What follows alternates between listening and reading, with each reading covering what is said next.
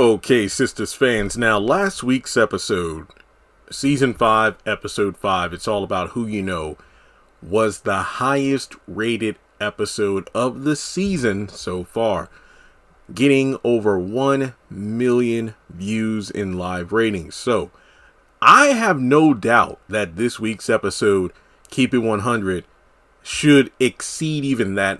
My highest estimate is probably around a 1.2 million, because last week was 1.01. So yeah, I'd say at the height, I could see this episode getting like a 1.2. It's possible because the last time an episode got even close to that was Season 4, Episode 5, Life, Soul, and Heart. That got a 1.10. So it is possible. And it all has to do with the fact that we have the crossover energy here. And I was talking with somebody about this in regards to the other Tyler Perry shows. I think it was about maybe last week or something.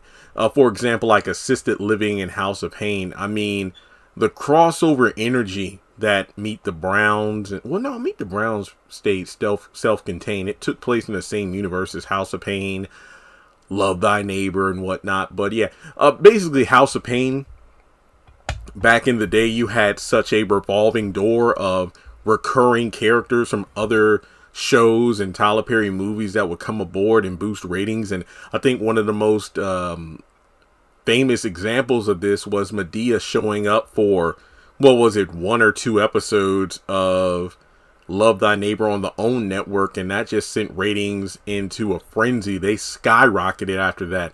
And I feel like if Assisted Living and House of Pain had more crossover things, then they could also get more views. I think with House of Pain, it's not necessarily crossovers they need. It's just more of the returning, or the original cast returning, like Jasmine, Janine, or the Firehouse Crew, things like that. Assisted Living, I think the only way to really get those views up for that show would be for a Medea cameo. I think that would be the only way to really boost ratings, unless you want to go so far as to reintroduce some of the Meet the Brown cast, but I don't think that's going to happen. But that's really how I think the ratings for that show would boost. But when it comes to Sistas, I love this due to the fact that Tyler is really giving us what we've wanted for so long from his other shows, to connect them together and to have, think of it this way,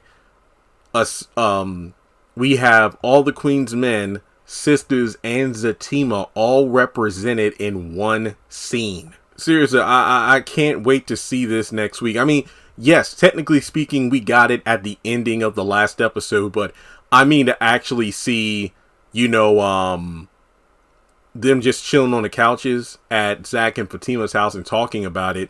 I really want to see how things will break down when, we go over whether or not we're going to see Andy accept the help that Madam is offering. But yeah, I think this week's episode is going to really boost ratings for the better, and we'll just have to wait and see how things move forward. Now, I do like the fact that we're seeing the crossovers. You could argue that, kind of like the MCU, they're just relying on cameos and whatnot for the sake of, selling tickets and whatnot. Yeah, the same thing could be applied here for Sisters, because the main character storylines are so dull right now that, cashing in on crossover characters is the way to go, because not only does it boost ratings, but I think that's going to increase interest for these other projects. Like, a lot of people are like, who the hell is Madam?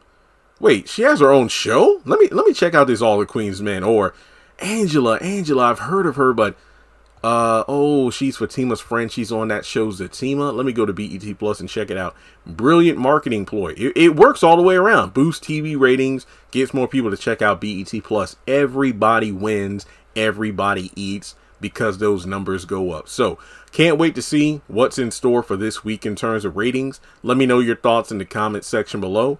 And with that being said, I will catch you in the next one. Also, if there are any other different crossovers you would like to see between Tyler Perry characters on different shows and whatnot, which ones would you want? I mean, I want to be honest here. I'd say let's strictly keep it to the BET shows instead of like, oh, I want Veronica from the Haves and the Have-Nots, or, this person from If Loving You Is Wrong. Let's try to keep it within the Viacom era. And I'm talking like Sistas, Bruh, Oval, Ruthless, All the Queen's Men, all that stuff. So let's talk about it, and I'll catch you in the next one.